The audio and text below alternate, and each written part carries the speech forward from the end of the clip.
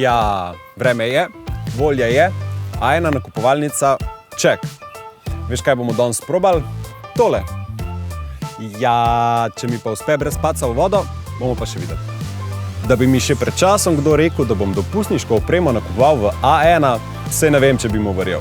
Ampak v nakupovalnici pri A1 ne najdeš samo dopustniške opreme, ampak še marsikaj za svoj vrt, kuhinjo, kopalnico, spalnico ali pa gaming room. Na oko več kot 700 izdelkov, pa vsak dan jih je več in več. A veš, kaj pa najboljš? Da lahko vse naprave kupiš na obroke, brez dodatnih stroškov in brez vezave na storitve. Pa še pripeljemo ti na dom. Ja, lej, ni ga čez komod. Če pa si letos eden tistih, ki že komaj čaka en konkreten dopust v zabavnem in športnem duhu, ali pa si le firčen in bi želel poskusiti nekaj novega, pa ti je zmanjkalo idej, pol počakaj še sekundo. Če nisi tako zelo domač v tehle vodnih dilcah, naj ti povem, da tole mogoče ni najbolj primerna zadeva za kakšno divje surfanje na tropskih valovih. Če ti je slučajno to najprej padlo na pamet. Komod pa lahko furaš po slovenski obali, pa tudi po rekah in jezerih. Veš, kaj je še boljš? Dovolj je velik za dva. Ga bom sprobal, ampak za vsak slučaj grem najprej gor sam. V paketu seveda prejmeš SUP in vse potrebno za njegovo manevriranje in spravljanje v funkcijo. Pa tudi set za nujna popravila, da lahko oddeskaš še kakšen kilometer brez ta večjega servisa. Preden pa se lotimo, pa moramo SUP seveda napihniti. Napihljiv SUP Mistral Adventure 11,5 premore napihljivost 15 PSI, s čimer je za 37% trdnejši od desk z nižjo vrednostjo napihljivosti 10 PSI. Trdnost SUP-a postane še toliko bolj pomembna pri večjih obremenitvah, moč napihljivosti mora biti dovolj velika, da preprečimo upogib SUP-a. Namenjen začetnikom ali pa polprofesionalcem ali pa tistim, ki valove profesionalno obračajo še med spanjem. Tale SUP je izredno vsestranski in primeren za vsakogar, ne glede na stopnjo predznanja. Visok je 350 cm, širok pa 81 cm, kar ga uvršča med stabilnejše, pa vseeno zelo okretne SUP-e. Glede na obliko SUP-a veljata dve pravili. Bolj kot je SUP trden, bolj je stabilen, s tem pa tudi lepše drsi po vodi in povzroča manj upora.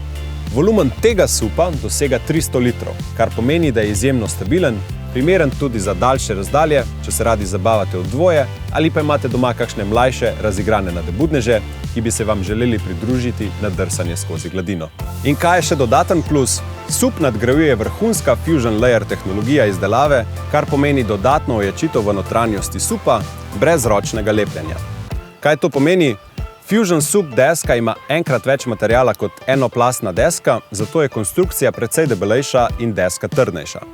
Ker sredico ščiti plast PVC-ja, je taka deska precej bolj vzdržljiva, zaradi postopka laminiranja pa je deska med drugim tudi lažja za prenašanje.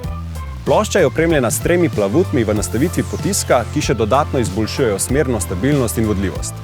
Da se izognete prehitri osvežitvi s padcem v vodo, je plošča dodatno prevlečena tudi s protizdrsno peno EVA, ki zagotavlja močan oprijem tudi na mokri podlagi.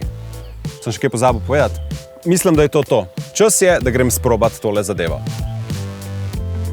Če se prvič spravljate na SUP, veliko sreče. Ne se hecam. Dosti je simpel, tukaj na sredini pokleknete, pa se pa počasi ustanete.